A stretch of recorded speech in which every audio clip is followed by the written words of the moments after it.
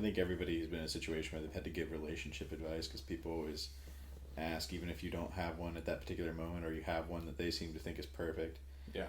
But it's like, I don't know, I always get tired of people asking that type of stuff because they never listen.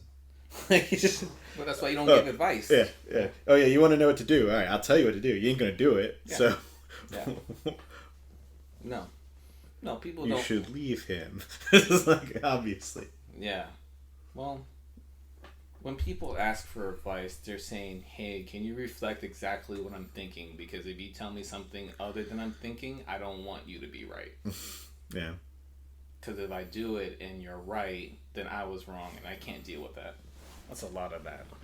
Yeah, see, like, but particularly I think of relationships over, like, giving, as I said, financial counseling or whatever. Like, usually it's like, all right, people don't like the answers of financial, but usually they can't argue with the methodology, versus, like, people, it's like, no, you're wrong, it's different. All the evidence points to it being exactly this. Yeah. Now, you might be wrong and it might be different, but it's not. Yeah. But with, like, like, when doing financial calculations, like, no, here's the dollar today, here's interest over this long time, this is how much the dollar's worth tomorrow. Yep. That is known, you know. Now, I could give you a budget that you're not going to stick to, but then that's the same, like, that's the fault of making the budget. If the budget's not actually followed, that's your fault from when you're making it to something you're not going to follow. Yeah. But, I don't know, dealing with, like, relationships, everybody, I guess because you have to know too much about yourself and somebody else with relationships, which makes it kind of, it's always got that hint of mystery, I guess, which is kind of the point of a decent relationship, you know? Yeah. Yeah, well, yeah, that is the problem, is that you have to know about yourself, or you should know about yourself so you can know about someone else, and then they have to do the same thing, and then you two got to get together and then handle that whole situation. Follow your natural biological imperatives. What natural biological imperatives? Well, generally men like women and women like men. I mean, that's the norm. I see. Yeah, so that's most common. Sure, okay, so that's not a big. That's not. Yeah, it doesn't really get you that way. So Yeah. now, I guess that's the thing is, like, the actual physical acts are fairly simple. No, the why to get together is a bit more complicated. Yeah. Of course, in these questions, like, or do we not understand? Are we actually so primitive, like the monkeys, and we just like to think that we're brighter? You know. Well, by perspective, say in a sense of perspective, we know more than the monkeys. We're pretty sure we know more than the monkeys. We're pretty sure we know more than the monkeys when it comes to attraction. Yeah. Maybe we're just narcissists. But we have built some cool things that give us some evidence that maybe we know more. Monkeys are not building phones. You know? We're building phones. We gotta give us some credit. But here's the thing, though, right? How can you say necessarily that our relationships are better than the ones that monkeys have, or any of the other? They seem to have less problems than we do. Really? No, they're just. I know. They're warring too, and. It depends on the species, yeah. What Yeah. variants? Dolphins and ducks, they rape too. You know, I mean, everywhere in the animal kingdom, what we do horribly, we have some animal that also does it. You know, so we're just as bad. Yeah, but but you gotta be fair. We have most of those. We have all of them. That's what I'm saying. All our problems, we can find them somewhere else too, and we can blame them. We'll blame the ducks. You know. Yeah.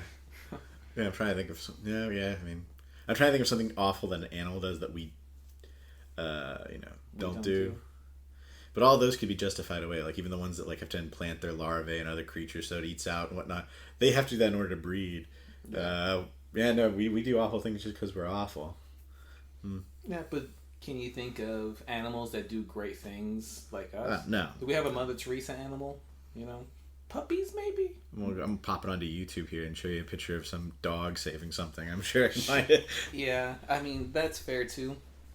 But can you think of an example of a dog where there was a couple other puppies and the dog goes through a false pregnancy just so it can produce milk to feed the puppies that aren't it? And then did the same one situation where a dog did it for cats. And like, there's some weird stuff in the animal kingdom too. Yeah, I didn't know about that one. Yeah, well, weird things. We have Mother Teresa dogs. Mother Teresa dogs. All right. Yeah. Well, I mean, everybody knows that dogs are better than people. I mean, that's pretty irrefutable at this point. We have all the evidence on that one, right? Yeah. And the problem is we're probably right on the same tier as cats in terms of, it's like, how we act. Yeah, there's definitely cat people. Most, yeah. Why'd you knock it off the table? Wanted to see it fall. Well, that could be seen as curiosity, right? Yeah. Oh, yeah. Yeah. I'm like, oh, we have a Newton here. He's learning about gravity. Yeah. So, about the chapter. Yeah. So, we did exactly what the chapter said not to. We were comparing ourselves to animals or to someone else instead of ourselves yesterday. Ah, damn it. Yeah, we messed up. The whole time we messed up. Sorry, Jordan. Should I say Mr. Peterson? Or Dr. Peterson? Dr. Peterson. Whatever he likes to be. I actually did like this chapter, though. More so than I think the other, was it first three? Yeah. Because I think this was the first one that's like actual definitively, if not say a recipe for success, but a tangible thing you can try to actually move it in the direction. I mean, other than maybe the first chapter, which was, you stand up straight. Yes. Okay. That I could do a better job of, but like this one, it's like, now negotiate with yourself and try to do it in good faith, which is something I have not always been able to do, particularly when I was younger. I was totally a tyrant to myself and like would always go for one more or, try to push yourself a little bit farther to the point where I stopped enjoying a lot of the things I did, like, which were good things to do, but you can definitely go too far. Yeah. What about you? I think, he had a couple good things in here. I mean, he starts the chapter off really deep in philosophy, talk about nihilism, and he said any idiot can put themselves in a corner. Or you can pick a reference of time where something is not important or something. Yeah. So any idiot can put themselves in a corner where their life is meaningless or something like that. That's not the but it was like, if somebody tells you, well, this won't matter in a million years, the answer isn't, well, yeah, you're right, I guess nothing matters. It's any person can pick a interval of time that's where nothing matters. Yeah.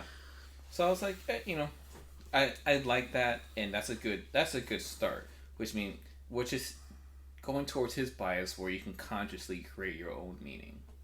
And I wrestle with that idea, like, can we totally consciously create our own meaning? Because I don't see, it sounds good in practice, but I don't, or it sounds good in an idea as a philosophy, right? But I don't see it in practice very well.